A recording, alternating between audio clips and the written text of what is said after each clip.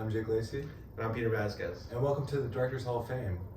Today we'll be talking about Adam Mckay. But first, as you may notice, this is our first in-person podcast, the first of many.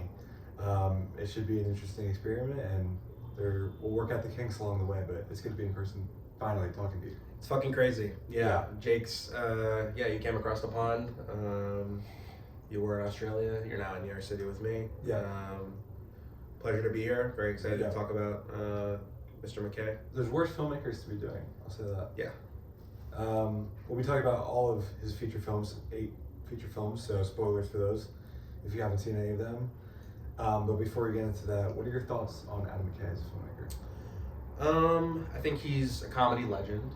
I think that he's one of, if not the greatest comedy director of 2000s, 21st century. Mm-hmm. It's very different like what Billy Wilder was doing in comedy and versus or just like any great like the classic like Cary Grant kind of stuff from like Will Ferrell. It's very different. But if we're talking about like that Apatow generation of like who was it? Todd Phillips, Adam Mckay, and then like Seth Rogen, like all that stuff. He's a legend among those group of people. Totally. That's the generation of comedy that we're talking about. There's obviously excellent comedy in every generation. The early 2000s studio comedy. Yeah, exactly.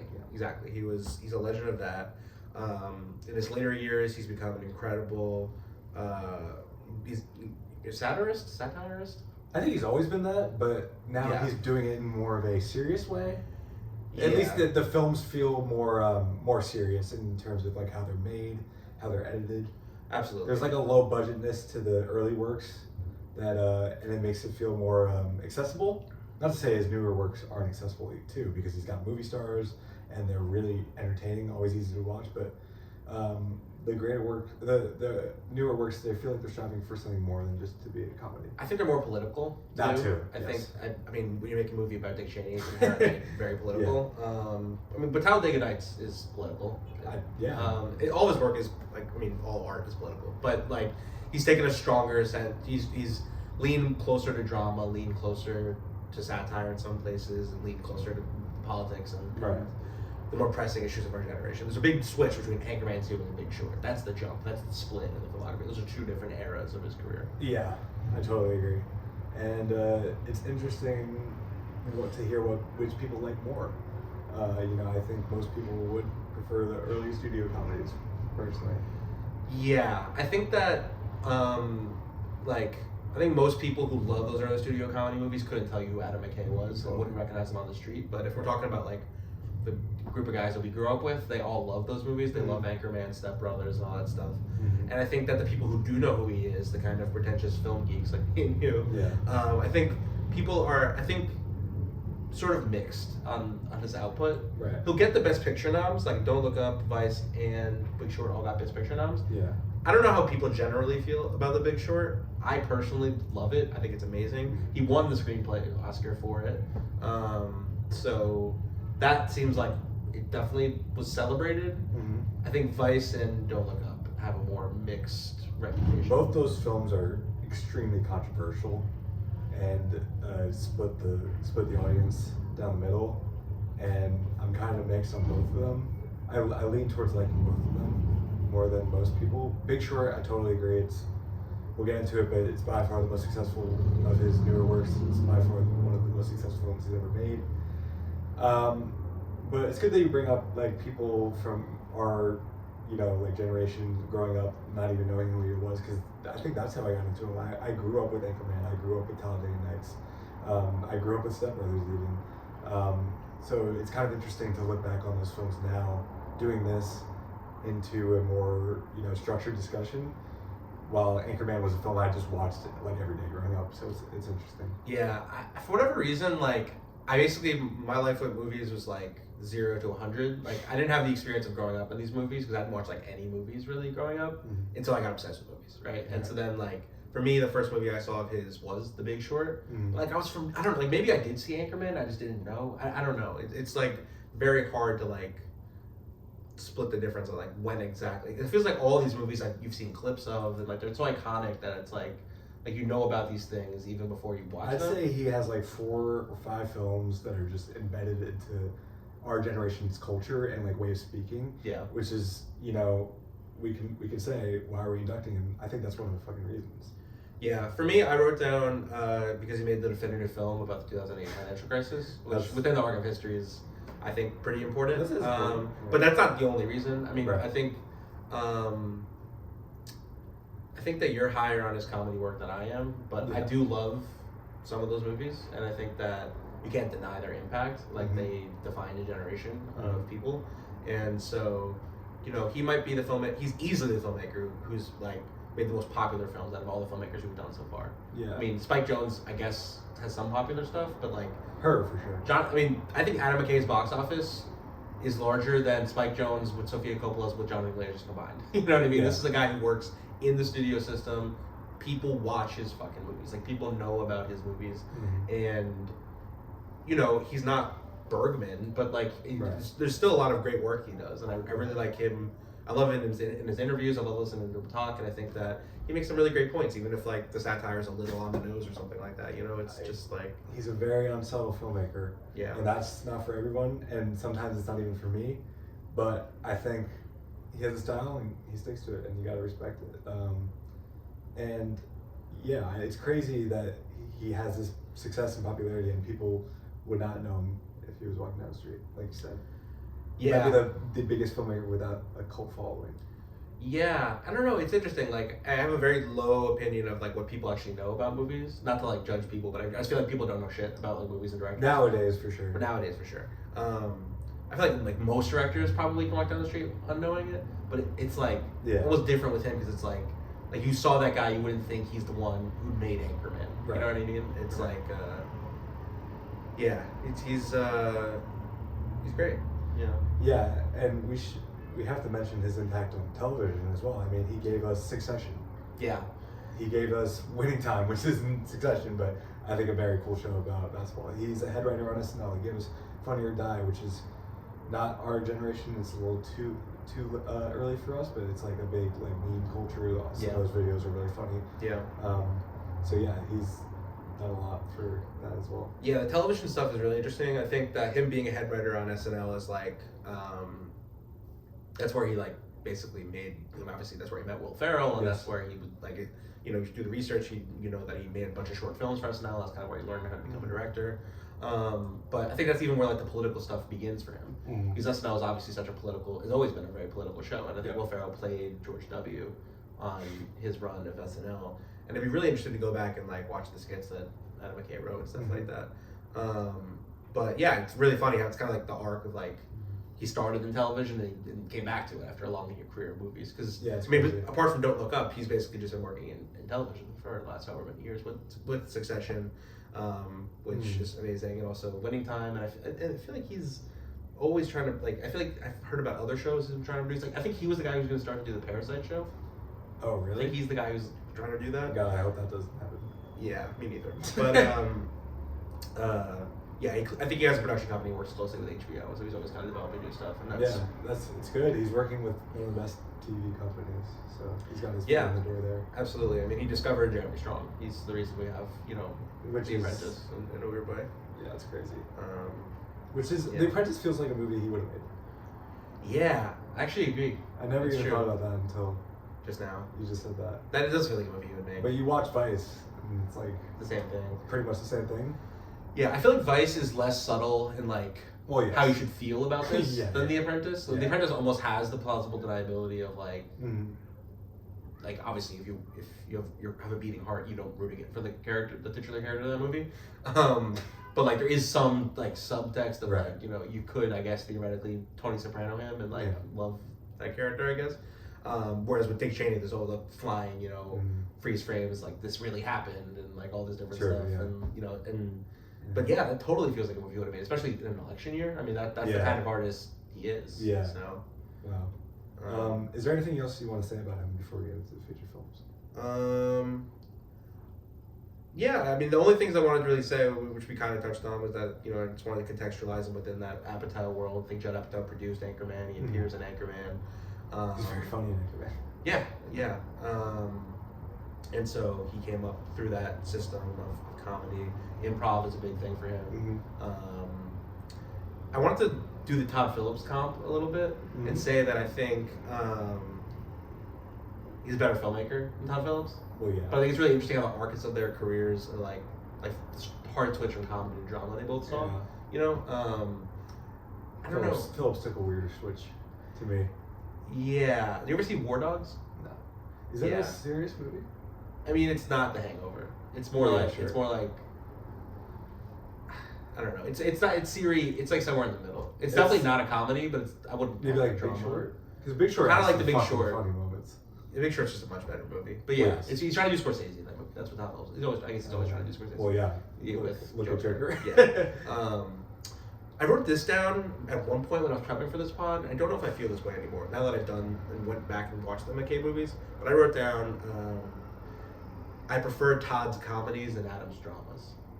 Interesting. I don't know if I feel that way now. Because what comedies did Todd Phillips do? He did Hangover, which is amazing. Trilogy. Yeah. Old School. Old School I love. Let me look up Todd Phillips' filmography really quick. Because now that I'm back on Step Brothers, I don't know if I feel this way. Step Brothers or Hangover? Which one do you take? Step Brothers. Every day of the week. I mean, Step Brothers is a better movie, but what is funnier? I don't know. Step Brothers is funnier. Step Brothers, in my opinion, has 3 or 4 of the funniest scenes of all time. We'll get into that. I mean, I love Step Brothers. I think it's an awesome movie. And it's not even my favorite Mckay movie. Yeah, Old School, Hangover.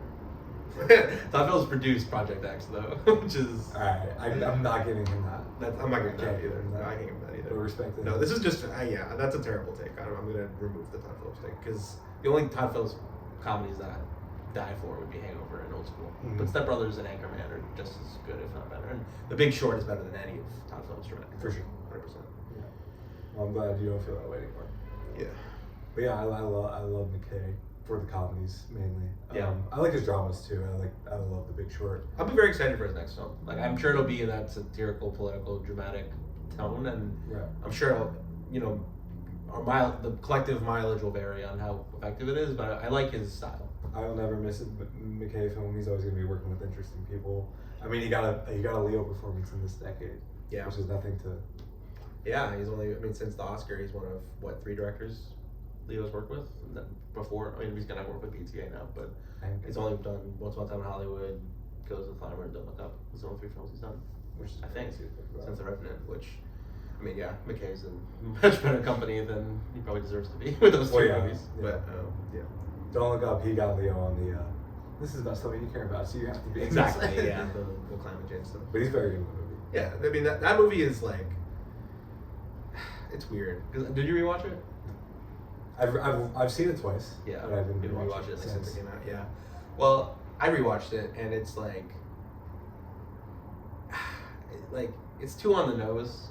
That's the point though, and so it's like hard to like. I like that movie. Save our thoughts. Yeah. Let's get into Anchorman, his first feature film, The Legend of Ron Burgundy in 2004. Stars Will Ferrell, of course, Paul Rudd, Steve Carell, David Kushner, Christine Applegate. It's about Ron Burgundy, who's a news anchor in 1970s San Diego, and about what happens when a female enters the news ring and the collapse of that. And it's a rise and fall story, as many of his movies are. Yeah. About one guy with a really big ego.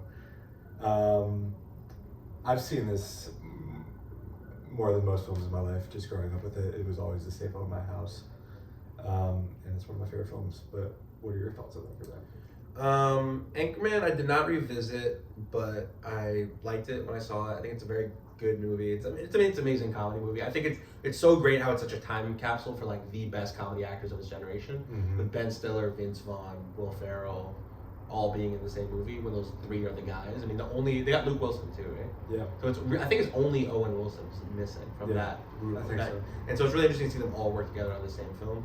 I mean, I wrote down that the film was about the hilariousness of despicable behavior. So like, I think that's what's really weird about some of these movies for him is that like, he's parodying and he's satirizing like misogyny, homophobia, racism, and all that kind of stuff. But I find that in my life that nuance is lost on most people. Like I feel like there are many people who like are misogynistic who find Anchorman funny because it is misogynistic. But the point of Anchorman, from Adam McKay's perspective, is that it's not like this is how look at these people what they're doing is wrong. It's still funny. Like, Yeah. it's allowed to be funny, but it's Yeah. like I think that is lost in some people. That's not McKay's fault. That's an audience problem. Yeah. But I think that's kind of what's going on a little bit. I can see that. Yeah, I find it so hilarious how ridiculous these people are. I kind of wrote something similar. I wrote it's about the absurd egos of people Yeah. in news media and entertainment world. You know, it's probably satirizing a lot of these actors. You know, Yeah. without them even without maybe with them knowing it, or other actors. But I think it's a satire that's really well done because it's on the nose, but it's not like shoving it in your face. You know, it's not like Yeah. you know you're not allowed to not enjoy it. I know there's something about Vice and Don't Look Up where it's like you can't enjoy this for Right. me, but for this it's like I don't know. It's just so entertaining. Yeah. To watch It's these very people. short, 90 minutes. right? Yeah, I mean, the plot doesn't fucking matter. It's literally just about situational comedy, these jokes, these actors just doing ridiculous shit, and I think it's that done at the highest level in my opinion. Yeah. Did you know Bob Odenkirk was up for the Paul Rudd part? Wow, that would have been amazing. It would have been so good. Apparently, they cast Paul Rudd because they wanted that character to have a Playboy thing, and Paul Rudd's Well, that would traditionally more definitely handsome. work than- better. Yeah.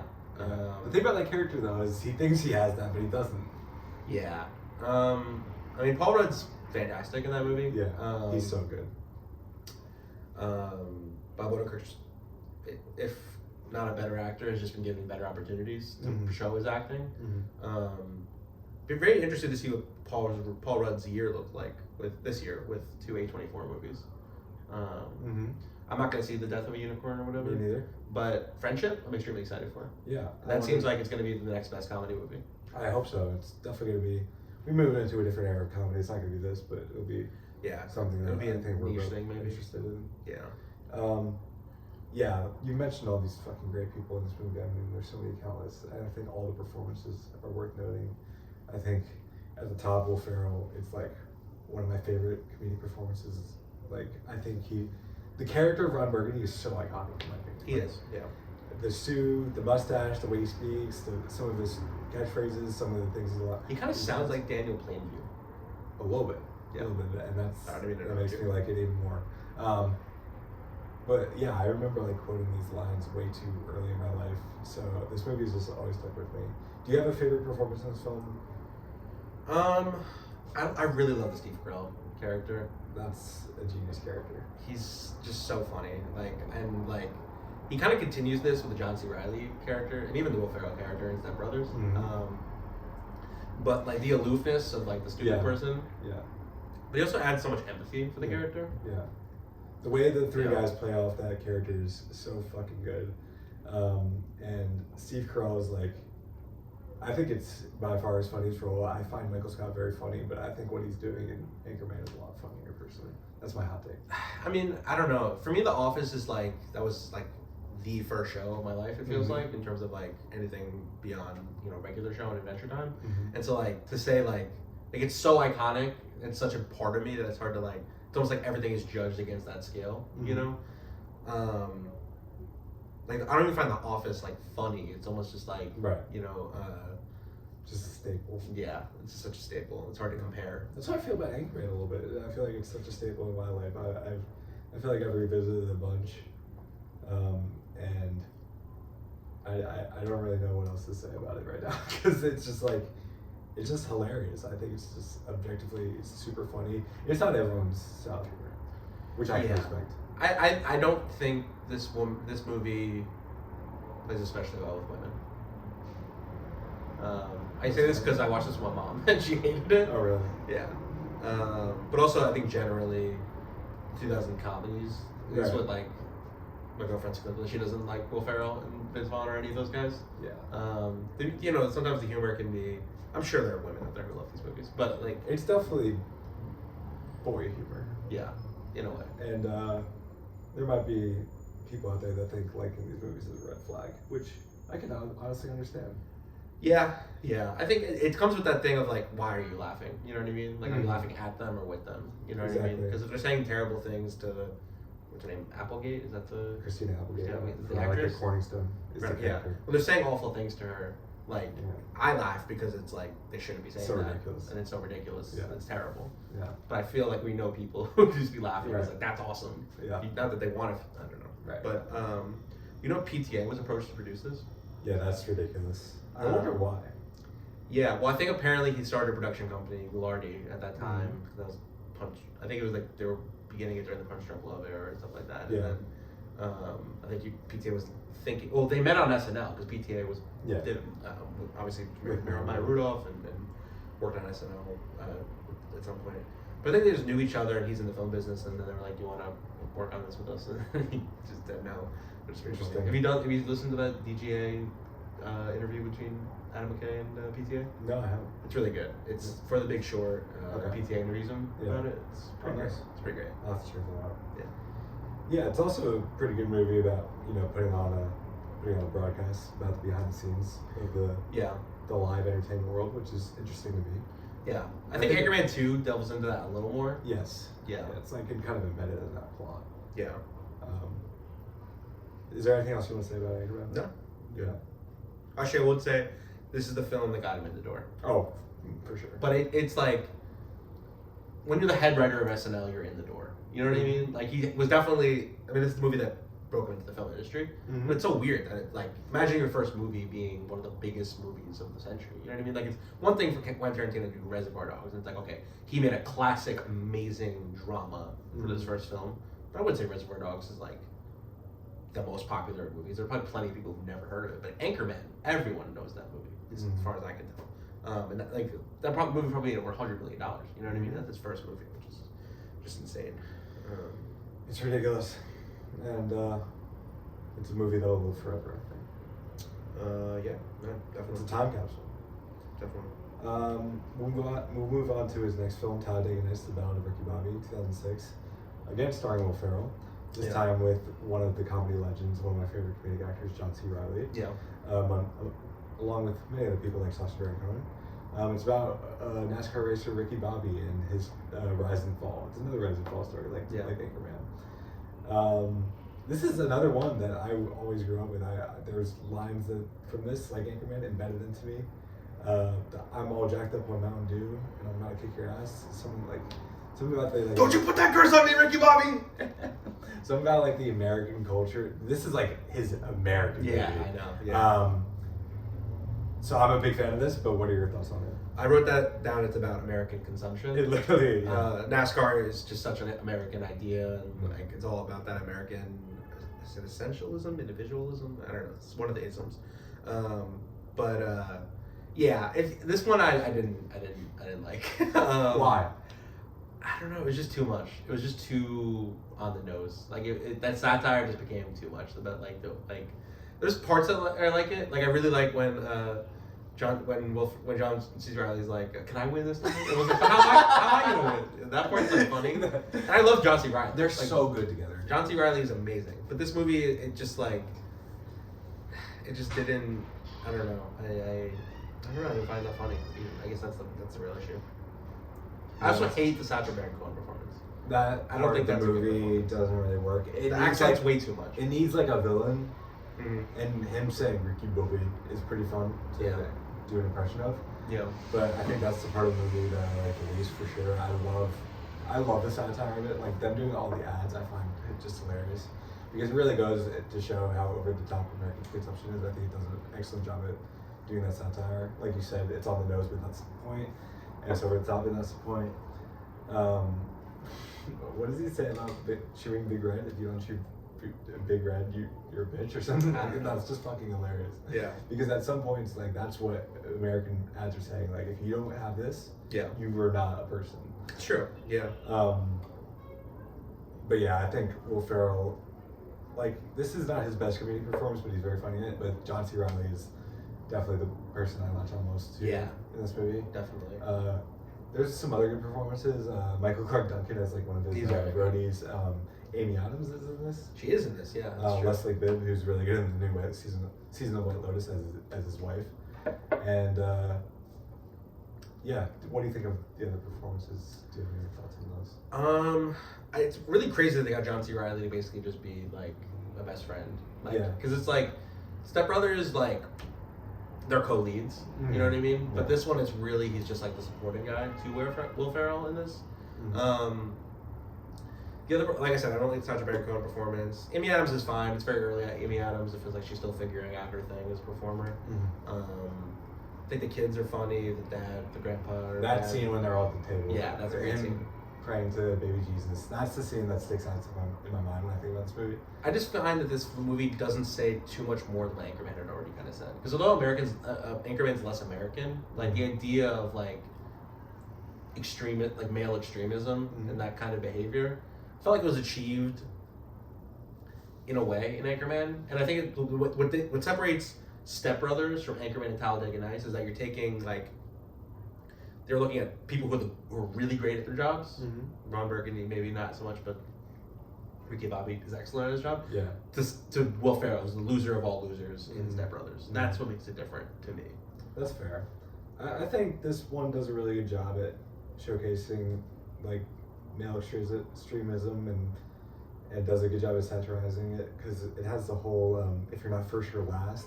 And it kind of proves that line's ridiculous. I actually, what I had for this movie, like, what is this film about? This may be mapping too much onto the film, but I said it was about how you don't need to be the best to make a difference. Ricky Bobby grows up thinking that he needs to be first.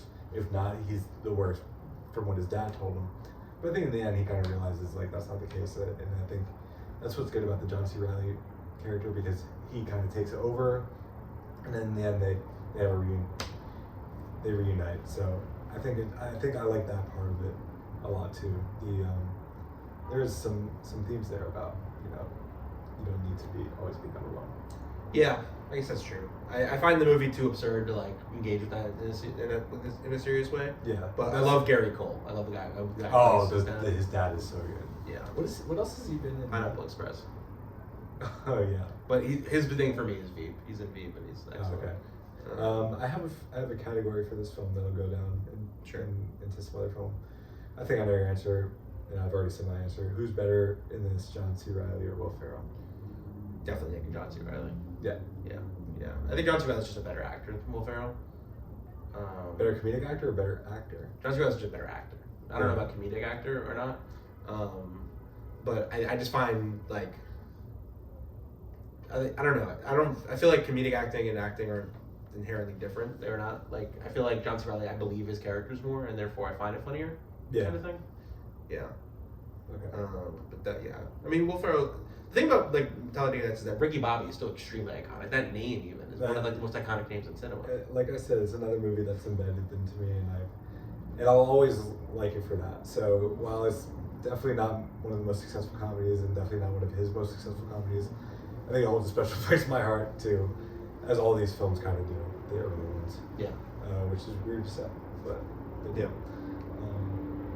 Do you have anything else you want to say? No, I don't think so. We'll move on to his next film. This is just a crazy run-is-on, from my opinion.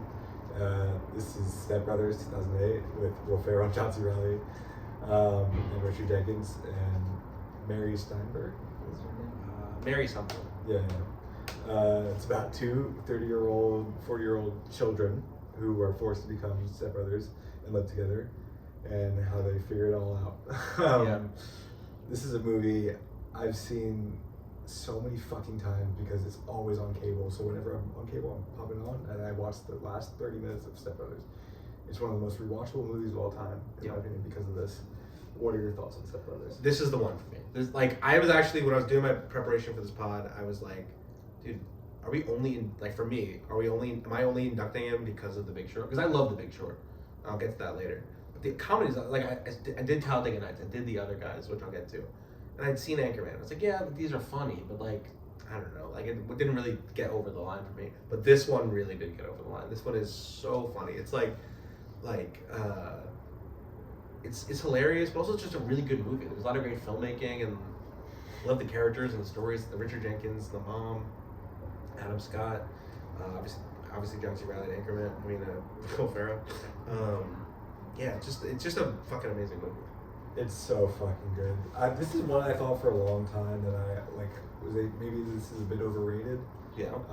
But I rewatched it in full because I hadn't seen it in full like in forever, even though I'd seen it on cable so many times. yeah, it's just fucking incredible. I mean, it's objectively his funniest movie. Like if we're talking on a objective basis, it's by far the funniest film in terms of the jokes, in terms of the situations. And again, like Talladega Nights, even stronger here. I think it has some real themes about. Yeah, no, I agree. Like there's real characters. Yeah, like, you know what I mean. There's real characters. There's real character arc. It's actually saying something about growing up, which I find very emotional. Yeah. Which is crazy to say about this fucking ridiculous boy movie. Yeah. But yeah, I think, like I said earlier, I think that's three or four of the funniest scenes ever. We can get to those scenes later. We can get to those later. Okay. But the performances are just amazing. I mean, Will Ferrell and John C. Reilly are both legendary in it. I think Richard Jenkins is also just amazing in it. Yeah. The guy I want to mention, maybe my favorite performance non-lead from this movie though, is Adam Scott. Yeah. I think Adam Scott is just hilarious in this. I love when he shows his abs. Oh my god, it's so good. And he plays one of the best dickheads in cinema, in my opinion. And Ben Stiller has said this is what got him into Severance. So if it gave us Severance, then even better. Yeah. But what do you think about some of the other performances? Yeah, I mean, I love the characters of the mom and the dad so much, and then you see how much like they love their children and they're conflicted, and the mom is more empathetic to the kids' situations, but the dad's becoming less and less empathetic towards it, and I just think it's the best comedy story he told. Like I find it emotional as well. Like Anchorman's like a funny movie, but beyond the idea of like, okay, it's a news anchor who's a misogynist, it doesn't really go anywhere like thematically and story wise beyond that. Whereas with this, it was like, dude, I watched this movie when I was unemployed, and so it was like, I felt like I was these characters. I was like, dude, I'm gonna be 40 years old, jobless, and I think it's really interesting how like these characters are like clearly like mentally like impaired, like that like may have like autism or something like that. They're playing with fucking swords, like like it's beyond just like laziness and like and like childishness, which is there, but it feels like these people are like they're challenged, you know what I mean? And that just like it leads to some humor, but it also just makes it very like emotional. And I think like in the research I read that Adam Mckay was like brainstorming a movie to do with John C. Reilly and Will Ferrell, and like the idea he kept coming to was like them in bunk beds and how funny like that image. And I think that like yes, that's a very funny image to think about, but like I love how it becomes something beyond that that's also emotional, and like it's almost like Superbad when it comes to like humor and heart and stuff like that, and like and honestly like the movie itself, like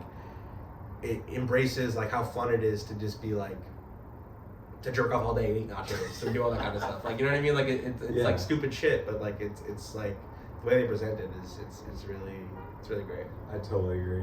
I'll never get tired of watching them either be absolute dickheads to each other or absolutely love each other. Like both modes are done so well. Like that's why they're just such an iconic comedy duo and why they're so good together. But like it's like so funny when they're just like fighting in the yard, but it's also hilarious when they're just like, did we just become best friends? Like it's a genius. Yeah, it's honestly genius. Yeah, and I can't think of another comedy movie that's kind of done enemies to lovers better. No, I can't think of one off the top of my head. I mean, Superbad, they're enemies like once. Yeah, they're like, and it's barely. Yeah. It's like a more traditional storytelling technique. Yeah. What do you think this film is about? I put innocence, laziness, and unemployment, but that's very much like my baggage of like not having had a job until recently. Yeah, that's fair. I think that's definitely an important thing. Yeah, I think it's the loss of innocence. I think like what I had it being about, and maybe I'm taking it from one scene in the movie, but it's one crucial scene, and I think it sums the movie up and ties it together. It's about not losing your dinosaur. Right. Yeah, that's a good. Yeah. Richard Jenkins' monologue about not losing your dinosaur is one of my favorite moments in cinema history. It always gets me. Yeah. It makes me. It's one of the funniest things ever, and his delivery of it is amazing, but it's also emotional. Yeah. So, I think that makes the movie for me, and it's just one of the all-time cable movies and one of the all-time comedy movies. Absolutely. Yeah. Anything else you want to say about it? Yeah, I mean, definitely the pinnacle of the Ferrell Mckay project. Yes. I think that they never struck gold as much as they did with this one, and it's interesting because I think Anchorman's a more popular movie, but I think this is the one that's better. At least at the time when it came out, because Step Brothers was apparently seen as like a flop. a little Yeah, bit. fair. Step Brothers now is like, oh my god. And people do love that movie Yeah. more than Anchorman, probably. Yeah. I guess in terms of the arc of history. I did want to ask, and it ties back to the one I asked about Talladega Nights. Who's better in this, Riley or Farrell? I'm still gonna go John C. Riley. I'm never gonna take Will Ferrell over John C. I Riley. have to go. Never. Okay. Yeah. Interesting. That's fair. I have to go Riley here as well. Yeah. Him. When he's finding out that they're gonna get divorced, and he's like, "I am going to throw up," is. I was watching that on cable once, and I started crying. I was like, I hadn't seen that scene forever. It was so funny. It's just because they're literally playing children. Like they're acting like children, but Yeah. they're old, and the juxtaposition of their maturity with Yeah. like their presentation is just like hilarious and heartbreaking, and it's just like it doesn't ever feel like real, but it's not like But people like that exist. People like that do exist, and we know a couple. But like, it's like, yeah, that movie is incredible. All right, we'll move on to his next film, The Other Guys. Came out in 2010 with Will Ferrell again and Mark Wahlberg this time instead of John C. Reilly, which is an interesting choice. I don't really know how that came to be. Maybe John C. Reilly just wanted to do other things. Yeah. But it's about two desk cops who get an opportunity to prove themselves in the line of battle. I saw this once ages ago with friends, and I didn't really like it. And I thought it was a little bit overrated because this is another big one. Yeah. But I rewatched it in Prime, and I fucking really liked it. I liked it a lot more. I think it's actually a good movie. It's definitely his worst studio comedy. Oh, maybe not his worst, but it's definitely on a lower tier. But I do really like it. Yeah. What are your thoughts on The Other Guys? The Other Guys, I was a little mixed on it. Yeah. I had the experience, it sounds like the first time you watched it, of like, Right. this is funny, but like, whatever, you Mm-hmm. know? To me, it feels like they just wanted to make a cop movie and do their thing within the world of a cop movie. Yeah. And that's fine, you know? But, I don't know. There's some really funny bits, like the Dwayne Rock Johnson, Samuel L. Jackson scene, absolutely incredible. I have no words for that scene. Like The scene's that absolutely scene is hilarious. ridiculously good. I like the scene with Steve Coogan. Oh, yeah. He's like, I can put it right here. It's I think the best way to tell the story is starting at the end, briefly, then going back to the beginning, and then periodically returning to the end. Maybe give you different characters' perspectives throughout, just to give it a bit of dynamism. Otherwise, it's just sort of a linear story. Like, I was like saying fuck you to Pulp Fiction and all that kind of stuff. Yep.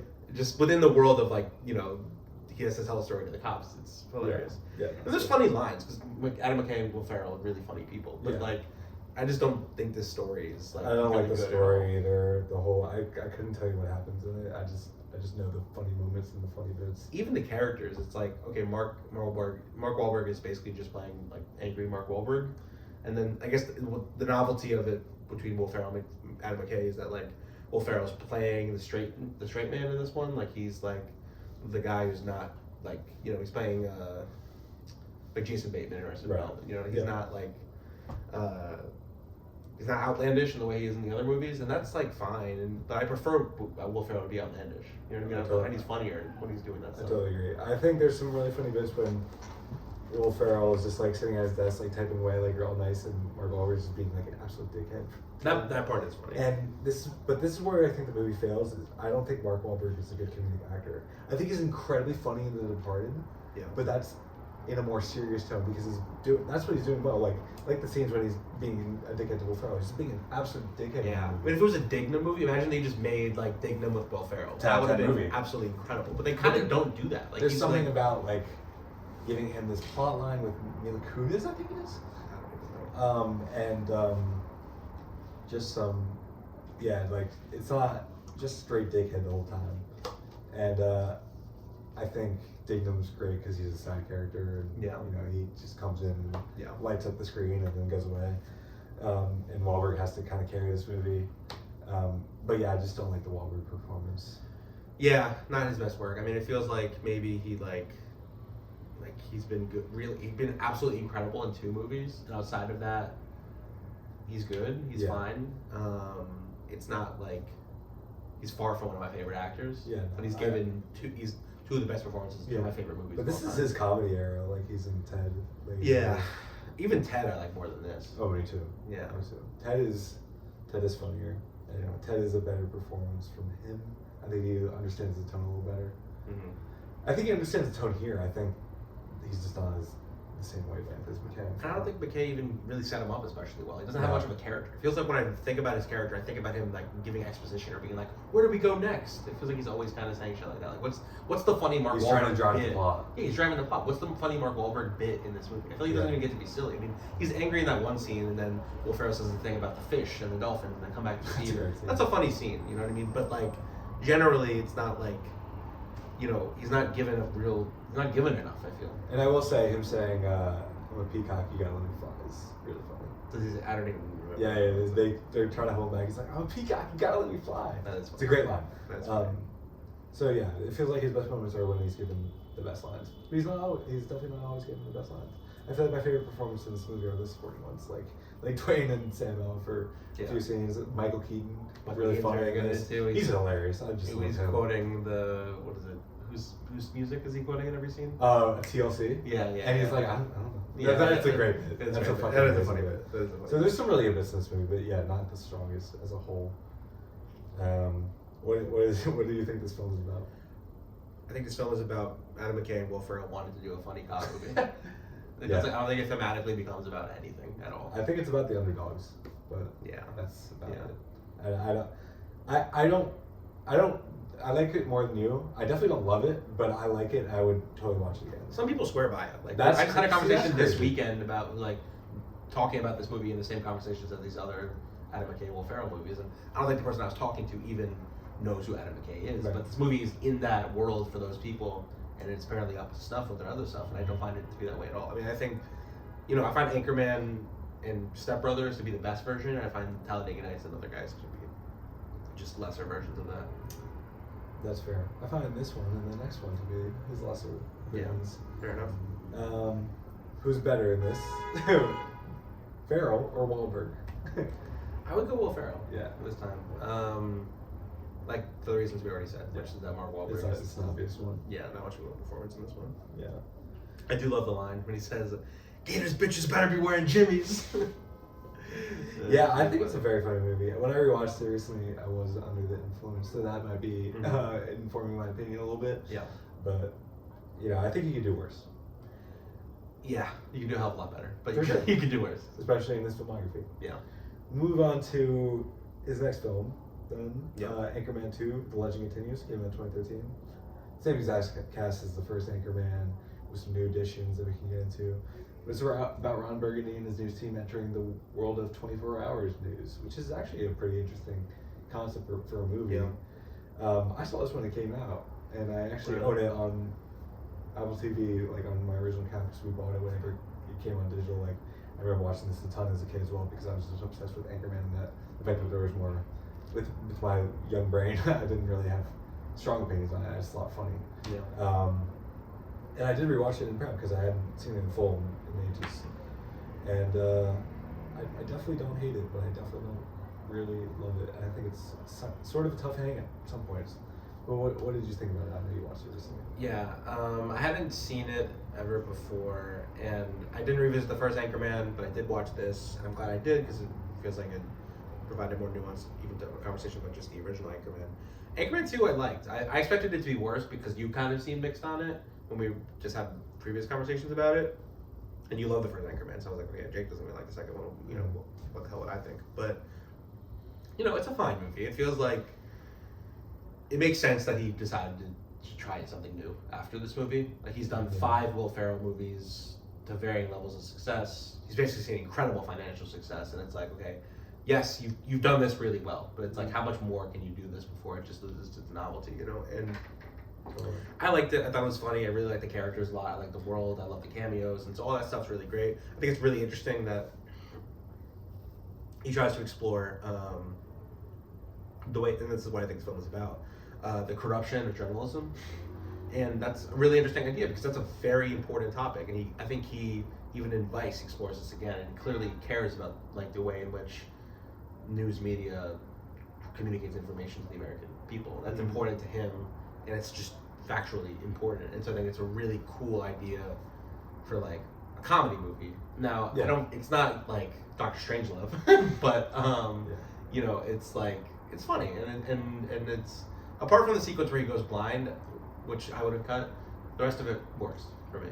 It definitely works as a movie. Like you said about cutting, I think it's just way too long. Yeah. I think it should be 90 minutes like the first one. I think it would work a lot better if that were the case. And yeah, look, I think these characters, these actors, and Adam McKay, they all understand it so well. So of course it's going to be good. But past money, like when I have this movie being about, it's about making money. Like they just, I don't see the purpose. Yeah. Besides just like, oh, we need more money. Yeah. Personally. Yeah. I think that's an interesting topic, and I think he does the best with it that he can. But I never see a full purpose for revisiting these characters in this story. And I think that's why I like it less, because I hold the first one in such high estimations, and I don't think it ever comes close to reaching the heights of the first one personally.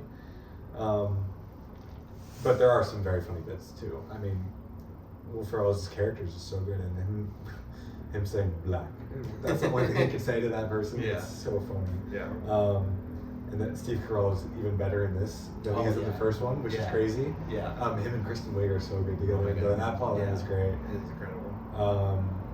And James Marsden's there, and Harrison Ford's there. So yeah, you get the big names, and you get the news fight team is the news team fight in this one is even crazier than the first one. So I think it definitely has good moments, and it's definitely far from his worst. Well, maybe not far. It's definitely a successful film, but I just don't love it. Yeah, fair enough. Yeah.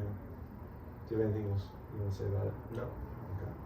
We can move on to the one. Yeah. This is The Big Short. Came out in 2015, starring Ryan Gosling, Steve Carell, Christian Bale, Brad Pitt, Jeremy Strong. It's about the 2008 financial crisis, like you said. I'll let you start. What do you think about The Big Short? I find it to be absolutely incredible. I think it's one of my 50 favorite movies of all time. I just love his style in this movie. Mm-hmm. It's incredible. It almost feels like documentary filmmaking. There's so much exposition that's just about the actual events. Mm-hmm. It's a really good book, and I like the characters and I like the performances. It's really cool. They got Christian Bale, Ryan Gosling, Brad Pitt. Mm-hmm. Those are all some of the best actors of their generations, and they're all giving really good performances and stuff like that. Mm-hmm. But this movie is generally has a utility that a lot of other movies don't. Like the way in which you can watch this movie and have a better sense of what actually went down in that 2008 crisis. Yeah. The further we get away from that, the less important that becomes, because we deal with a new crisis every other week, and so it's hard to remember that one. But that was such a big deal at that time, and so to watch that movie to understand the present, you just it makes sense, and it's almost like it's an own form of journalism, because you trust with moments where he's with the kids. Who's the kid from Past Lives? John Madaro. That guy, and then his storyline, they put it in the world of the film that they discovered Michael Burry's notebook in the lobby, but then he says this didn't actually happen this way. This is just how we wanted to tell the story in the film. Those moments reveal an honesty, and I don't know. As a viewer, I trust the filmmaker did his research, and I feel that this is what they present the facts to be in this movie is to be basically what happened. And I think that it's just so entertaining. When you have the sequences with Margot Robbie, Anthony Bourdain, Selena Gomez, all that stuff, it's just awesome. It's such a great ride, but it's such a depressing thing that happened, and it feels like a version of the Scorsese thing. It's obviously not as good as Scorsese, but it feels like it's that level of it gets pretty damn close. Stimulating. Yeah. I'd say I've always thought of this as the lesser Wolf of Wall Street, which is kind of funny. Yeah. But it's definitely a fucking amazing movie. The Margot Robbie scene is iconic. Yeah. For many reasons. But from my experience, when I first watched it during COVID or whatever, I actually I thought it was fine. I didn't actually have a strong opinion on it. I couldn't really get with the style. But I liked what the movie was about, and I thought it was entertaining enough. And then after watching all of Succession, I rewatched it because I was I need more Jeremy Strong, and I fucking loved it. And it's now one of my not one of my favorite movies personally. I should revisit it again, but I get why you love it as much as you do, and I definitely love it too. Everybody in this all-star cast is really good. Everybody, in my opinion, besides Brad Pitt. The Brad Pitt performance is the only one I can't get around. What are your thoughts on that? It's not my favorite Brad Pitt performance. It wouldn't be in my top 10. I don't as much as I love Brad Pitt as an actor, I don't think that this is one of his best performances at all. I don't think he's bad personally, but it's very hard to convince me that Brad Pitt is a weirdo. And this guy he's playing is Totally. a weirdo. But Brad Pitt is like the coolest guy on earth. Absolutely. And so like you could throw a beard and a weird haircut on him, but like he's still Brad Pitt. And so it's like it's almost like a cameo that he's in the film for a half hour. I think he's like he doesn't wild. really make a character, he's just a cameo. Yeah. But he's in it a lot. I think he's wildly miscast. If you had gotten like an actual old gun, because the idea is that this is an old gun coming back or whatever. Mhm. Like imagine you get Richard Jenkins to come back or something like that. Like it doesn't even have to be him. It could be like J.K. Simmons or like anybody who has like a thing of wisdom. You know what I mean? More gritty, more not like awkward or like weird, but like more grounded. I think Brad Pitt's larger than life. Yeah, I mean he'd just done Moneyball a couple of years ago, where he's like a very handsome guy, and then now That's a he's good use of him in this kind of world. Because Yeah, well, yeah, because same author, same book. Yeah. Yeah, author. He wrote both of those books, but Mhm. yeah, I mean, he's meant for that part because he's extremely handsome and he's charismatic and stuff like that. And this part, it's like why do we have Brad Pitt playing this guy? I understand that like, Plan B produced the movie and that's Brad Pitt's company and he wanted to be in the movie, but he didn't want to do the Christian Bale part. Sure, I get it, but like, yeah, it just doesn't really make sense. And it doesn't hurt the movie, but No. it's like, imagine that fourth Brad Pitt character. I haven't read the book, so I don't know who else he would play, but imagine there was an awesome Brad Pitt performance along with an awesome, Ryan Gosling and Yeah, Steve, I wonder how. Christian Bale performance. I probably would like the movie a lot more than I already do. Yeah. But yeah, it doesn't hurt it for me either. And everyone else is so fucking good. I mean, Gosling is just electric in this film. Gosling's incredible in this. This was the movie that like convinced. Like I think it was the first real Ryan Gosling movie that I'd seen, and it's like, oh my god, he's an amazing actor. He's not just like in my mind he was like Ryan Seacrest. Is he your So, favorite one? It's no. I would say. Well, let me take a second to think about that. I have my answer. Well, Drive comes to mind. Blade Runner 2049. Dude. The Nice Guys. Yes. Yeah, The Nice Guys is better than this. Yeah. Yes. The Nice Guys is. I would say that's probably the one. But in terms of dramatic performance, I think Yeah. it might Well, be his Drive and Blade Runner 2049 are riffs on one another. Right. I feel. Yeah. This and The Nice Guys are close to one another. I think The Nice Close-ish. Guys. Yeah, they're different, He's hilarious. but he's absolutely hilarious. In the movie. I mean, really smart choice to make him the narrator. But Oh also yeah, the it's guy. so good. The Django scene is incredible. That's yeah. fucking amazing. It's a great scene. My quantitative. It's really good. Yeah, no, he's I incredible. love Steve Carell and Christian Bale too. They're both fucking amazing in it too. Christian Bale's doing real character work. And Yeah, it's really good. I love to watch that. Those Steve stuff. Carell, I've never been able to get around. You don't like that on- performance? I mean, he's not bad, but his dramatic stuff almost hardly ever Oh, works fair. for me. I mean, Fair. like when it's like dramedy, like Little Miss Sunshine, that's cool. He's really funny, obviously, so it's a great comedic actor. Mhm. But like, have you seen Beautiful Boy? No. Like Beautiful Boy and this are in the same world of like, you're Michael Scott, dude. Like it's pretty hard for me to like accept you as like a serious person, you know? Yeah, I that's don't know. fair. Yeah. And Jeremy Strong was made for this movie.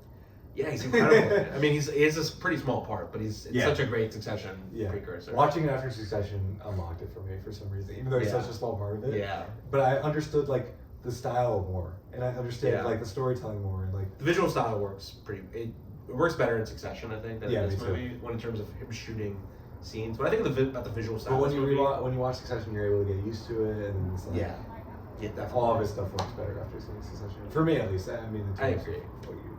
I liked this movie before I saw Succession. Yeah, but, yeah. You've always been pretty good. Pretty. I've always been pretty high on it. It's really great how Jeremy Strong is so serious in this movie, and how serious he finds the situation to be, because it is a very serious situation. But I think the visual style of this movie, I think a lot about the stock footage and the use of archival footage Yeah. and freeze frames and like the cutaways to Margot Robbie. That's just the like that. Scorsese stuff. Yeah, the actual when it's pretty much just a scene of them talking and the zooms and stuff like that. A lot of people feel like it's just like The Office. Mhm. That's what people respond to. I think you even felt that way when you first saw it. When I first watched it, yes. I think that's a little limiting, but I also get it because Yeah. I feel like I haven't seen that style a ton outside of the Adam McKay world, No. apart from The Office. The Apprentice kind of has it. The Apprentice does kind of have it. Yeah. I don't know. I don't feel it ever. I'm not sure it works outside of Succession in terms of like truly great.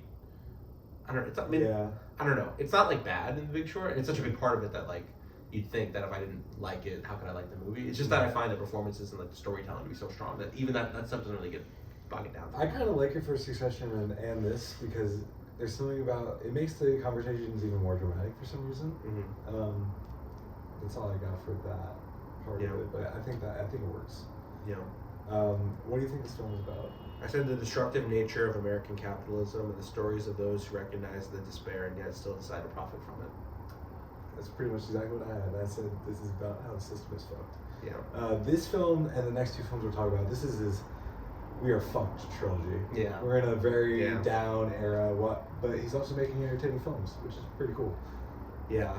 This is, like I said, The Big Short is the first one I watched of his, and I'll get to it more later, but the ending of this movie fucking crushes me, dude. It crushes me. It's literally like so fucked. Like even though like Don't Look Up is like maybe more, and even Vice are like more specifically about how we're fucked, this movie is just like very just scary to watch because like it's almost like a ticking time bomb because you know the collapse is gonna happen before it happens. I think we'll have a similar best ending then. Yeah. Do you have anything else you want to say about it? It's fucking amazing. It's an amazing movie. I mean, it's very notable that he won Best Adapted Screenplay Oscar for this. That's cool. That's good that he has that. It's a good win. I'm glad he has stuff one. it deserved. Yeah, I don't know what else was up that year, but it's 2015. 2015. Let me do a fact check. Adapted. I don't even know. Yeah.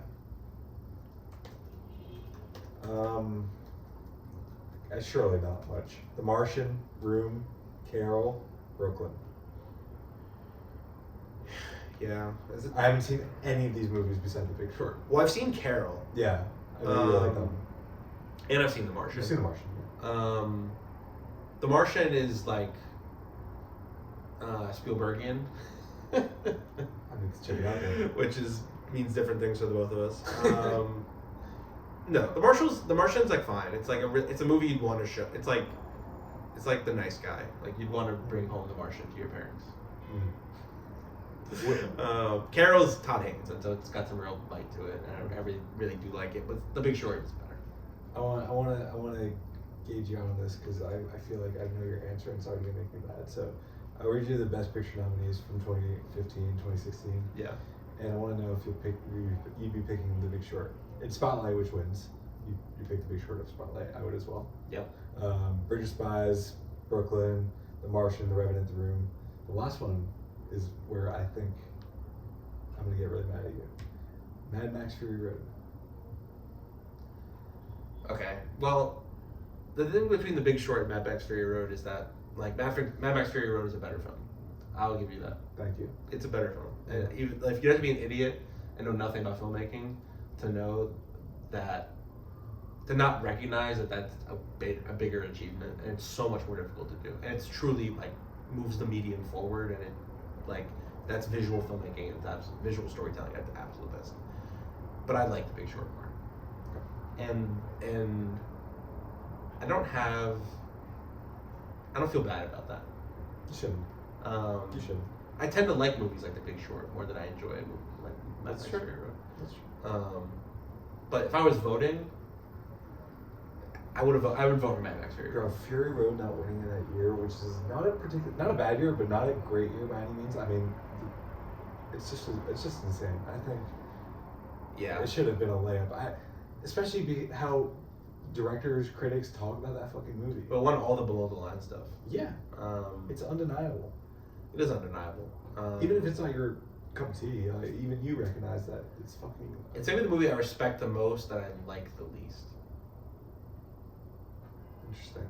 I'm not sure. I have to think more about that. Because like that's never a movie I like think about, but also like being a filmmaker, I understand that they literally went to hell, like probably to make that movie. Yeah. And it's awesome. Yeah. It's awesome. The fact that they didn't re-release that in IMAX. Well, they're before fucking Furiosa. They're fucking idiots. It's a no-brainer. It's free money. It is free. And that would have changed my experience because I watched IMAX here in this room. Yeah, I've never seen it in theater. You know, it's just different. Yeah. Anyway, anything else you want to say about Big Short? No, I think I'm good. Okay. This is Vice 2018 with Christian Bale, Amy Adams, and Sam Rockwell. And it's about Dick Cheney and his rise into vice presidency. This is an interesting one. This is the last one I saw. I actually watched it on my iPad on the plane here, so really crunching it in there. And it was an interesting experience because I personally had no knowledge of Dick Cheney and his upbringing and what he did. So it was very informative watch, if anything, for me. And yeah, I liked it. What are your thoughts on Vice? I really like Vice. I really do. What is it about? I think I think there's diminishing. He begins to experience diminishing returns on drama post Big Short. Yes. Like, I think he gets a lot less out of Big Short than he did. He gets a lot less out of Vice than he did Big Short, and then even less from that. I agree. But I love the Christian Bale performance. I love the way in which it's a historical document and you learn a lot about the country. Like, I didn't know. I'm not sure if I don't know what my relationship with Dick Cheney was before this movie, but I certainly knew a lot less than I thought I did. Yeah. And so it's just like, it's so his style. Like, he's the only filmmaker who would make that movie, and I don't know. I liked it, and I think it just has the utility again of, like, if you watch this movie, you'll understand this place in America, where we are in America, where America is right now in a better sense. And it's just kind of entertaining. Like, what's really weird is that apparently PTA saw this movie, and he said to, like, Adam Mckay, he was like, why'd you make a movie where I found myself rooting for Dick Cheney, And I think that if you were tuned into politics in the time when Dick Cheney was a vice president, you probably knew about what was going on. I don't think it's a secret necessarily, but for people like us who, like, are in our 20s, it's like we were babies when that was happening. It's not like, our history classes don't really delve into modern politics as much, and so it is, like, really important to learn about that kind of stuff. You weren't there. And, I wouldn't say we're the most politically conscious people out there. We spend more time talking about, Anchorman and Step Brothers than we do politics. But I think it's really important, and I think that it's also entertaining, and I love the Christian Bale performance. And I think Amy Adams is incredible in the movie. Really I'll take this over, like, oh God, how am I forgetting this guy's name? Who directed? David Russell. I'll take that stuff over the David Russell movies every time. We're talking about Christian Bale, Amy Adams collaborations. Yeah. Vice is interesting. I mean, it's certainly the most Adam McKay has ever advocated. Yeah. His style is unbelievably over the top in this movie. Yeah. Which, if you look at the Letterboxd reviews, people are not nice to this movie. Yeah. And I think it's because of that. Yeah. And it honestly became too much for me, but it helped that it had the great Christian Bale performance in the movie. I don't think he's ever been bad in a movie. Yeah. I think he's one of the best actors of our generation, and this is up there as one of his best performances. So without this, the movie would absolutely crumble, but because it has it, I like it. Yeah, I mean, he's like the most interesting man in the room, and he's playing the least interesting person. Yeah. Dick Cheney's an interesting person, but, like, he's not charismatic. Like, the idea is that this person is not charismatic. And yet he's still, as a performer, extremely charismatic. Yeah. There's something just so watchable about him. You can never take your eyes off him. I also really like Sam Rockwell as George W. Bush. I think that's a funny performance, and he really understands the tone. Yeah. This is a different thought, but the way in which Dick Cheney is responsible for the party polarization in our country, fucking pisses me off beyond belief. And you see that in our world today so often, especially with like news media and stuff like that. And I think that it's really interesting to see, like, Adam McKay's perspective on America through his comedic work and his dramatic work, and how they're very similar, but there's like Anchorman and Talladega Nights are like subtle versions of it, whereas this is like, we're gonna tell you that Dick Cheney is a terrible person. But, like, the stylistic flourish is like doing a fake end credit scene, or like fake rolling the credits. That stuff just pissed me off. I kind of like it. I don't know. It doesn't. It's been a little bit since I've seen it. It doesn't make sense in a movie like this for me. Well, yeah. There's a version of this movie where he doesn't do all this, like, Scorsese-esque, like, narration and stuff like that. Yeah. But I like it. That's the stuff works in Big Short because you have to explain that situation to people, and it's explaining it. But the flourishes in Vice, it's like, what's the end credit like? Yeah. And with the focus group, And I'm saying like, oh, I just want to know about Fast and Furious. That stuff is like, come on. Man. It's a little on the nose. I mean, a little. But it's that's who he is, and I respect it. Yeah, I think that like part of what he's been dealing with creatively is that like he wants to make films about politics, but like he's just trying to like actually tell people like we are fucked, and like no one is listening, and the world just gets worse and worse. And like of course Adam McKay is not going to solve the world's problems in his films. Like that's never going to be something that gets achieved. But I think he becomes less subtle in his messaging the more frustrated he grows with the state of the world. Which I get. Yeah. Yeah. I totally understand that. What do you think this film is about then? The man who quietly destroyed a country. Yeah. I said how evil can infiltrate our world and rise up quickly without us even knowing. Yeah. I guess we basically have the same thing. Yeah. Which is a really interesting idea. And I don't really know, I mean, there's films about the banality of evil. Yeah. But this one is like in a very like public way.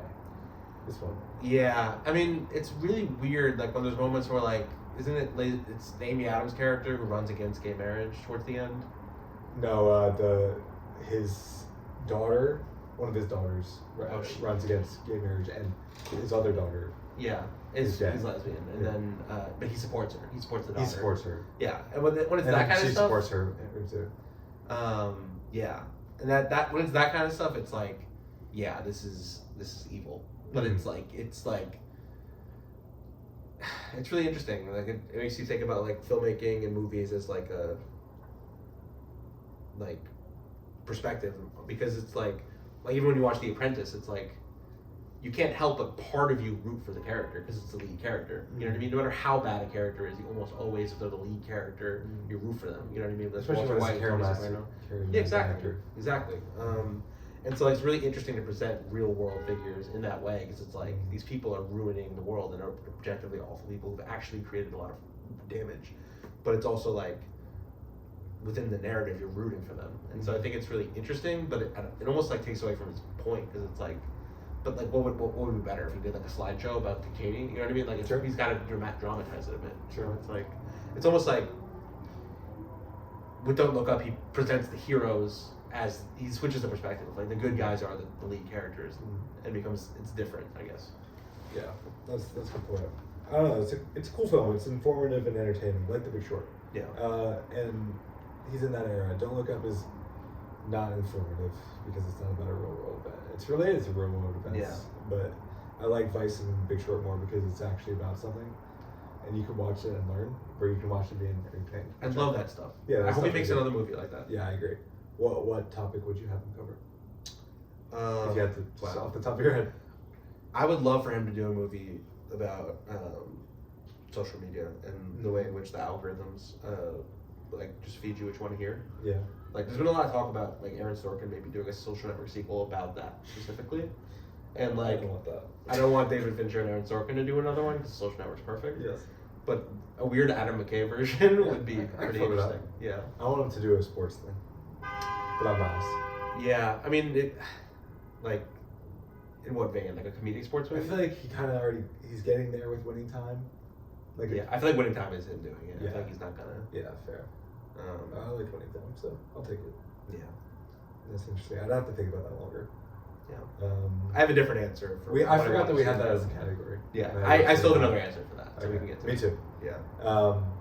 Should we move on to? Yeah. We're at his most recent film, 2021, Don't Look Up, Netflix movie. Yeah. With a stacked cast. I mean, Leonardo DiCaprio, Jennifer Lawrence, Timothy Chalamet, Kate Blanchett, Jonah Hill. I'm missing some people. Meryl Streep, Tyler Kate Perry. Blanchett. Yeah. I said Blanchett. That's alright. Meryl Streep, I have it, I forget. Yeah. And it's about a group of astronomers who discover a world-ending meteor and about the world ignoring it. Yeah. I actually saw this in theaters when it came out. It was a Netflix film. They got a theatrical run in Australia, and I remember fucking loving it. Saw it with packed crowd. Everyone was dying laughing. I love the style. I really fucked with it for some reason.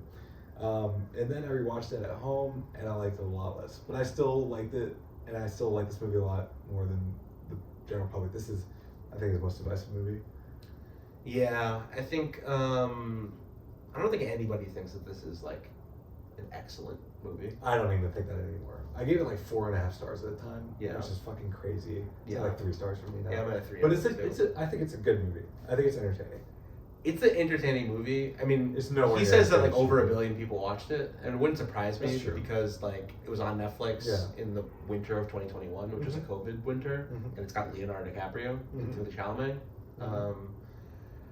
You know, it's like with that platform, I almost wish he had done like a historical movie as opposed to like a metaphorical like movie. Like Yes, I agree. the messaging is very unsubtle. Yeah. It's about climate change, but you can also have it be about like the state of the Republican Party. You could have it be about. I mean, even he has like almost an Elon Musk insert in the movie. The Mark Rylance character. Yeah, the Mark Rylance character. It's a He bad has. performance. What is that? It's a bad performance. Bad performance. Mark Rylance is a good actor. I love him. Yeah, he's great.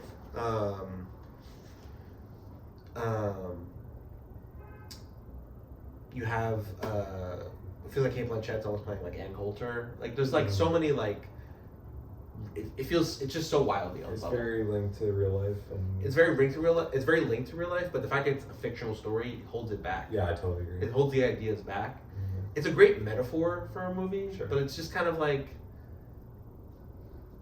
wake up, we're all fucked. The whole movie, like that's literally the whole movie. And It's coming out after COVID as well. It was just like not. Yeah, it could have been about COVID too. That's another thing. Yeah. There's a Dr. Fauci character. Yeah. That's what some people think Leo is kind of. Yeah. Yeah, it's almost like too much, you know. Yeah, I agree. You imagine Leo in a Adam McKay movie, and I think I want more from that movie. One more from this movie in many ways. Speaking of Leo, I think he's really good in the movie. Yeah. Definitely not nowhere near his best performance, but I think I like him doing comedy. I think once upon a time in Hollywood, like maybe see that he could be the funniest guy, along with like or the most serious guy. So I like that from him, and I like some of the other performances as well. I love the Timothée Chalamet appearance. I think he's really funny. Really understands tone. I think Jonah Hill gives the best performance in this movie though. I agree. Yeah. I love Jonah Hill in this movie. Yeah, he's so fucking funny, and it's like the only time he's done the super bad thing in I don't even know how many years. It was like This Is the End. Was it the last time he did it? Yeah. Before Don't Look Up. Yeah. I mean, he's never hasn't been funny. He's been Wolf of Wall Street. It's right okay. He did do Wolf of Wall Street. That is true. But that's right after. Even That's that right before This Is the End. It's right before This Is the End. Even that is like a dramatic version of it because he's working with Scorsese. Yeah. This is just straight comedy. Yeah. And it's like I mean, yeah. I guess both things are the same thing. But I don't know. It feels like post mid '90s. You're guaranteed to get less of that from Jonah Hill because he is a great director. Yeah. And so you feel like he's not going to do a performance like this. It's cool to see him come back to it. Yeah, he comes back to it and it slips on like a old glove or whatever you Yeah. want to say. Like, Anytime he's on screen in movies, it's just so entertaining to watch. It's so. My dad always mentions it where he's like, they ask Jennifer Lawrence where she goes to school. She's like, oh, University of Michigan or it's Michigan State or something. Michigan State. And then Jonah Hill's like, oh. It's like it's not an Ivy League school, but he doesn't know that Michigan State has the best astrology program in the country or whatever. Yeah. Yeah, he's such a prick. It's so funny. Yeah, he's such a good. He's like playing like a Don Jr. character, Yeah. and like Meryl Streep's like the Republican president or whatever. It's a wildly unsubtle movie that is like a very good watch on Netflix, but beyond that, it's like it's not Yeah, and I'm not surprised that this movie got trashed when it came out. Yeah, it feels very much like a movie that was released during COVID when we were all going a little crazy. Yeah. Did it win any Oscars? I don't think so. Yeah. I don't even know what it would win for. It's an interesting movie. Yeah. What is this film about? I said climate change and the decimation of factual information. Facts don't matter anymore. It doesn't matter what's true to people. It's all people. Yeah. People are going to create their own version of that, and that's what's so frustrating about it. Because like the people who do invent their own facts will also say things like facts don't care about your feelings. And it's just like. Because of the media, it goes back to Dick Cheney and stuff like that. Because the media has been the world has been so polarized that it's like you can't. There is no factual information at all, and that's the frustration of like the state of the world is what he's expressing in this movie, and it's about climate change, but it's also about all these other things. Yeah, and I think that where he goes from here is going to be extremely interesting because Don't Look Up feels like the natural culmination of all of his political ideas. So it's like beyond that, what do you do? and is now probably the biggest break he's taken between movies. Because it's now been 4 years. I don't think. I don't even know what year has them. That's not true. He's doing a movie with Robert Pattinson about a serial killer. I'm pretty sure. Really, does that really work? Yo. And he's working with R-Pats? Pretty sure. R-Pats? Yeah. That's my guy. Oh yeah, my guy too. Maybe more your guys based on how you felt about Mckay 17. Nope, it got scrapped. Okay, it's over. Adam Mckay won't move forward with about a comedy about a serial killer that was set to star Robert Pattinson. That would have been the most fire thing ever. That's deeply disappointing. I don't know if he has any movies in development though. That's the only thing I've heard about. Yeah, well, we'll see what he does. We can get into what we want him to do later, but Yeah. I will say about this movie, I'm really in for the Kid Cudi cinematic universe. This is Trap. If this led to him being in Trap, then Yeah, it probably didn't though. he's fine in It this made movie. that pretty. Intergalactic is a great movie. I agree. I really like Intergalactic. Me too. Yeah. What about Trap? Trap, I don't know. No. I don't know. I mean, it's... I'm shaking my head. I'm towards trying the my camera best. like there's going to be anyone that's like, Anyone? oh yeah. Like, is anyone watching this? Nah. That's even worse than what I was thinking. I know. Anything else you want to say about Don't Look Up? No. I think it's awesome that Leo and Timothy Chalamet were in the same movie. I agree. And they can share scenes. Yes. It's not like, well, yeah, we thought this going into, Kills of Fun when like Leo and De Niro in the same movie. Oh my god, and they actually delivered on that. Yeah. This is kind of the same. Yeah. Even though one movie is way better than the other. Yeah. For different reasons. Yeah. Okay, should we get into the categories? Yeah. Okay. Best performance in any of the director's films. What'd you have? So I wrote down 5 names. I was a little stumped by this. I wasn't. I think I know your answer. I don't think I wrote down what you put because I just don't feel the same way about that character. I put down John C. Reilly in Step Brothers. Yeah. Ryan Gosling in The Big Short. Sure. Christian Bale in The Big Short. Mm-hmm. Steve Carell in Anchorman. And Christian Bale in Vice. Nice. I didn't put Will Ferrell as Ron Burgundy, and I'm assuming that's your answer. Absolutely. Yeah. Sure. I just think Will Ferrell's a great actor. Iconic performance. It's very iconic. character. It is an iconic character. It's one of the most iconic characters. I 100% agree. But That's I just notable. don't think Will Ferrell... That is notable. It is. But I don't think he's a truly great performance. He has a funny voice, and he has funny makeup, and he's a funny guy. But I don't think he's a great Pick one out actor. of your 5. I would... It's so hard, because he's like... There's 2 different arcs in his career. Like, I would say the best out of his first 5 movies is John C. Reilly and Step Brothers. Mm-hmm. Then if we're talking about the dramatic stuff, Gosling. I'd probably go Gosling. in The Big Short. But Christian Bale is also really great in those other 2 movies. Like I probably, I guess it's really between Ryan Gosling and Christian Bale in Vice and John C. Reilly in Step Brothers for me. And if I think I'm gonna have to go. I don't know. It's so hard. But I think now I think I can rule out John Reilly. I think it's really between Gosling. You're only out the best one. Not playing. I'm gonna say Christian Bale in Vice. Damn. I think it's the That's best crazy. acting. I think it's the best performance Sure. Adam McKay's ever got. I get that. Okay. Yeah. Interesting. No, that's a good take. I love that performance. Yeah. What do you have for best male drawing? I put down Lithium by a church band in The Big Short. Do you remember this moment? That's the Nirvana cover. Nirvana right? cover, yeah. When does it happen? Um, If you can't remember. It's I don't fine. remember the moment in the film, but it's like I've definitely heard that cover. it's I'm pretty sure it is the song Lithium though. It's like I'm so happy. Yeah. Just dude. Yes. Yes. Yeah. You don't remember that? Yeah. Yeah. But it's like the way the guy in the gospel band does it. Mm. It's just kind of like it's like set dressing for the drama of the fact that the world is crumbling and stuff Yeah. like that. It's a good But song to use. I love that song so much, Yeah. and then the fact that it's a weird Christian cover band, I just really like that moment a lot. But I had for you? 2. What's I couldn't pick, but they're 2 linked moments. They're 2 acapella moments. Yeah, The first one is "Sweet Child of Mine," Guns N' Roses, the car acapella scene, karaoke. it's a good one. Adam Scott, Catherine Hahn, the kids. Yeah, Fucking love it. Just an amazing scene. And then Afternoon Delight. The guys in the office in Anchorman singing Afternoon Delight. They just Yeah. burst into it randomly. It's so fucking good. good one. So one of those. And I probably pick Sweet Child of Mine. The guys are the car Yeah. karaoke scene and stuff. It kills me every time. Oh, we forgot to mention Catherine Hahn. She is so fucking. She's good in incredible in Step that Brothers. movie. Oh Yeah. my god, her and John Riley. I would watch a movie about them too. Yeah, me too. How do we It's not? almost like Kristen Wiig and Steve Carell in the second one. But done much better. Yeah, yeah. And Catherine Hahn, yeah, she's just such a funny person. Yeah. It's a shame we didn't mention her. You know. What did you have for best single track original score? I found this really hard to. I found this really hard because I don't think he ever really uses score in a Yeah. meaningful way. I think The Big Short score is good. Nicholas Patel, who does like Succession Yeah. score, also did the Vice score. So that score is good. I've listened to it, but I wouldn't pick one specific track. I picked The Big Short piano suite by Nicholas Patel. Yeah, I think that's which like the end credits or whatever. Yeah, which is that's why I put it. I re-listened to it when I was trying to find an answer for this question, and I was like, oh, I remember that being like effective towards the I end. literally just said something from The Big Short. Yeah. I couldn't really pick. I mean, the comedy movies literally don't have scores. Like it's Yeah. like all Yeah. yeah. Alright, this is fucking tough. Greatest scene. What do you have? I wrote down 3. I wrote down Ryan Gosling Jenga, Mm-hmm. the Anchorman battle scene, Mm-hmm. Anchorman 1, Yeah. and then the Rock Samuel L. Jackson death scene. Wow.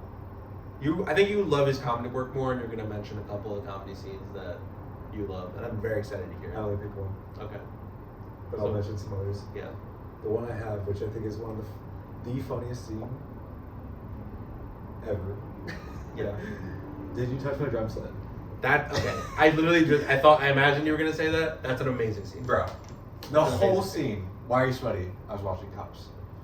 I know, Cops doesn't start until 4 p.m. That's Yeah. so fucking good. And that's so real. If you ever were sick from home Oh when my you're god, scrolling TV so scrolling. fucking good. Yeah. Him lying on the couch, them just fight, and then late into the fight in the yard. It's just some of the funny shit. That is true. ever. I should have mentioned that scene. That's Another amazing. scene from Step Brothers I'll mention is, hey man, do you like guacamole? Him jumping on the bunk bed and then the bunk bed falling. Yeah. So fucking good. Then the divorce scene that I mentioned. I am going to throw up, and then Yeah. like, it's 100% your fucking fault. So there's a ton. Anchorman, I can't even get it to, but yeah, that would be my pick. It's a great pick. I would pick the Jenga scene. That's a good pick. 'Cause, like, That's the best dramatic scene. Yeah. Yeah. Yeah. Even though it's also very fucking funny. Yeah. Greatest sequence. I wrote down, and I don't feel great about this. Well, first I thought about their enemies arc versus the friends arc in Step Brothers. Mhm. I couldn't pick either, so I didn't go with neither. Both of those are great sequences, like their enemies part and their lovers part. But I wrote down the opening sequence of The Big Short, like when everyone's discovering the bubble, like when Mhm. Michael Burry's in the room at the bank saying he wants to short it, and they're like, That's great. That part's great, especially when like the kids are finding out about it. Mhm. Even Steve Carell, all that, like it feels kinetic. The energy of like everyone knowing something that the world doesn't. Yeah. That's satisfying for an audience member too, because you Yeah. can empathize with these people who are ahead of it, because you know what's going to happen, which is really great. It's just a really great feeling. Yeah. So I actually had the news team fight from Anchorman 1. I put that as a sequence because like Yeah, them it could be introducing both. each other, there's like all these cameos and then they fight. So the And first then one you lead- said? Yeah. Yeah. And then leading to the line, boy, that escalated quickly. It's such a great it's a line. good line, yeah. That's like a meme Yeah. culture, yeah. But yeah, I love all the cameos and just the absurd violence and fucking break with the fucking trident. So good. Yeah. I don't even know what else I'd have. There's some great montages in all those comedy movies, and that Big Short moment is great too. Yeah.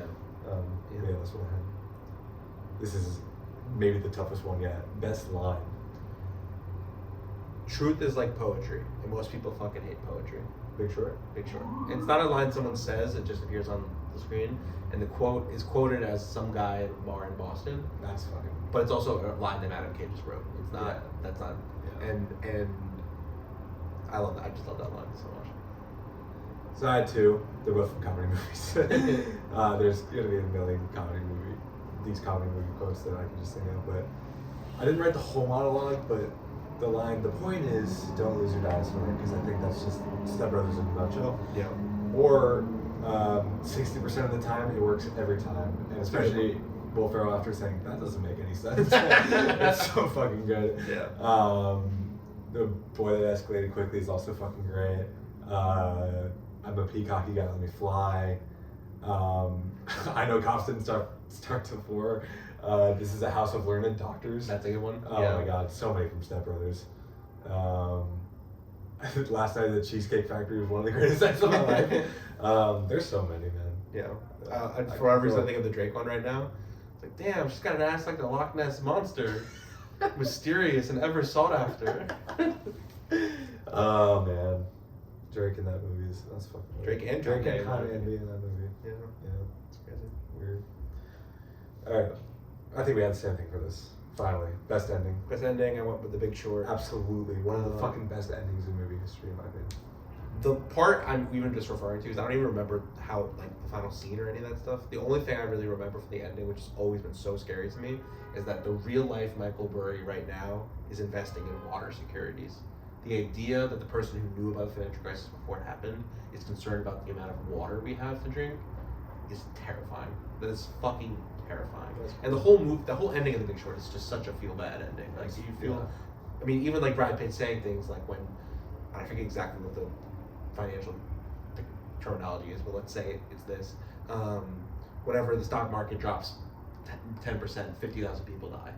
Something like that. Like the idea of like people die when the economy crashes, and that's just a fact of life. I mean, that's scary. It's all extremely scary. It's like a horror movie. It becomes so bad by the end. It's so chilling. Yeah. It's by far the best ending in his filmography. I mean, I don't even know. The Vice ending I hate. the focus group thing. Yeah. Don't Look Up has a pretty effective ending. The table, right? That's a good scene. And the comedy movies, they don't really count. Yeah. So it's The Big Short. Not by default, but because it's such an amazing ending, but it's definitely the best one. Yeah. Best individual shot, would you have? I put the opening nacho shot of Step Brothers. I love that so much. That's an amazing opening shot. It tells you everything about the movie. You know what I mean? Like opening a bag of Tostitos and putting cheese on it, putting it in the microwave. It's great. I actually had a shot from the ending of The Big Short, the final shot. Which one Mark, was Mark on the balcony in the corner. And I thought he was gonna jump. Yeah. Yeah. And I think it's a very chilling shot. He feels very small in that moment, even though he knows all this shit. So yeah, I think it's a great fucking shot. Yeah. Okay, who's their greatest collaborator? You have to say Will Ferrell. Absolutely. You can. There's a case for Riley, but yeah, you have to say Will Ferrell, and that's fine. Yeah. I wouldn't. There's nothing else you could say, but that feels like not good enough for me. It's crazy thing to say. No, it's Will Ferrell. It's awesome. They conquered the world together. You know what I mean? Yeah, it's just that, like, I wouldn't pick Christian Bale. It wouldn't make any sense. No. But like, I'm just not big. Maybe I'll do this, but like, I like Vince Vaughn more than I like Will Ferrell as a comedy actor. I'm not totally in on Will Ferrell as like the comedy guy. I find Ryan Gosling funnier than Will Ferrell. He's not my favorite comedic actor, but I like Seth Rogen more than I like Will Me Ferrell. too. Yeah, Me too. like I think Will Ferrell's he's funny, but I don't think he's a good actor. And I feel like you can be both. You know. He creates characters though. And He I think does. That's important. He does, but they're not like as lived in. I feel. Ron Burgundy is so lived in. I don't. Like, it feels just a funny voice and some makeup. You know about the thing that Will Ferrell and Matt Mckay aren't friends anymore? Yeah. That is pretty crazy. We should bring that up now. Yeah. So That feels bad. the idea, the story goes that during winning time, Will Ferrell assumed he'd be cast in the Jerry Buss part that John C. Reilly got, and they were so upset about that they're no longer friends, which is very sad because they obviously work together so closely. That sucks. It's over winning time. Like that's not worth it. It's not getting good enough. No. But John C. Reilly's a better actor. It makes sense that he was I cast in that agree. role, you know? And that performance is really fucking good. Yeah. Yeah. That does suck. Director's trademark. I just had like, the freeze frame, the voiceover narration, the archival footage. I feel like that's all in his more of his recent work, but I feel like that's his trademark now. That's his style. I wrote down the same thing. Just info dumps. Yeah. Yeah. But he does it effectively. Really. Yeah, no, he does it well. Yeah. Best 3 movie stretch. Now this is interesting. I'm wondering what you'll pick. This one was hard for me. This one was easy. Well, I'm sure you put Anchorman, Talladega Nights, Step Brothers. Yeah. Which one of the great runs in my opinion. That is a great run, and I was tempted to even put it just because Step Brothers and Anchorman are so great. Even if I'm not as big on Talladega Nights, but I needed The Big Short in my 3 movie run. Sure. And so it became between Anchorman 2 and The Other Guys, or Vice and Don't Look Up, which are like his 4 worst movies. In my opinion, that's so tough. Maybe You went Vice and Don't Look Up, but I went Vice and Don't Look Up because I like the right. Vice. That's the right choice. I like Vice. Yeah. Me and Skunthel watched Vice together, and we had such a great night watching it. It was yeah, we were down the shore, and we care about politics, and we love movies, and it was just like a really fun movie to watch together. Magnum opus. I'm sure we have different answers. No, I picked Big Short. You picked The Big Short? Oh wow, okay. Dude, it's his style. Yeah. It's what he's interested in. It's like him doing it at the best. Yeah. I completely agree. I think it's I completely agree. I don't think I'll ever make a better movie than that. It's not my favorite, but it's him at his best. Yeah, I think it's Magnum opus for sure. Yeah. What do you want him to see do next before we rank the films? I wrote down a comedy with Will Ferrell. I literally said another pure comedy. Yeah, I think we're ready. I think we're ready. He wants to do it too. You could sense that in Don't Look Up. Even though that film is interested in bigger things, I think there's moments in that film that they're just situational comedy. Yeah. And I think he wants that. I think the world needs it. Like I think the world needs it too. Like comedy is so dead. Studio comedy is such a bad place. Like Judd Apatow at least did King of Staten Island recently. Seth Rogen. I mean, he's on TV. He's on TV now, which sucks. I'm sure if he could, he would make a comedy movie. It's not like he's doing drama stuff instead of comedy. So excuse me. So yeah, I think the world needs it, and I think that. I mean, I would also love a historical movie like Vice or Big Short. That would be awesome too. Yeah. Just anything that's not like Don't Look Up. I agree. And anything that's not Anchorman 3, I guess. Yeah. Please no. Should we rank the films? Yeah. Okay. Do you want to do yours first? Sure. At 8, I have Talladega Nights. Wow. At 7, I have The Other Guys. At 6, I have Anchorman 2. At 5, I have Don't Look Up. At 4, I have Vice. At 3, I have Anchorman. At 2, I have Step Brothers. At 1, I have The Big Short. Okay. If I would, that's what I have right now. But I might even switch Vice and Anchorman. I think I like Vice more than Anchorman, which I know is a crazy take. All right, I'm gonna rank my films down. At 8, I have Anchorman 2. I think my baggage with Anchorman just makes me like it less than it, and I just don't think it's that quality. 7 is Don't Look Up. I think it's just like too much. 6, I have Vice. 5, I have The Other Guys. 4, I have Talladega Nights. 3, Step Brothers. 2, The Big Short. 1, Anchorman. So we have the same top 3 unless you decide to switch. But yeah, pretty different rankings. Anchorman has to be in the top 3, so I'll keep it there. Thank you. Yeah. Look, going into this pod, Anchorman was always gonna be my number 1. Yeah, I understand it. And for you, it's probably the same. Oh, Big Short was never ever. Yeah. But I love both the Anchorman and the Big Short, so I love both of his styles. Yeah, he's a good director to do. I like his work. He's not. It's very different between him and Sofia Coppola. Yeah. You know. But I love many kinds of movies, and he makes movies I really enjoy. I mean, yeah, the Big Short will take you there for sure. Yeah, that alone puts him in the pantheon. That puts him in the Hall of Fame for me. Because I think that movie is just fucking incredible. It's almost his 10-year anniversary. I'd love a re-release. That would be fun. Yeah, they probably won't do it. Should we say who we're doing next? Yeah, sure. We're going to be doing Bong Joon-ho. We're very excited about this. We saw Mickey 17 last weekend. Yeah.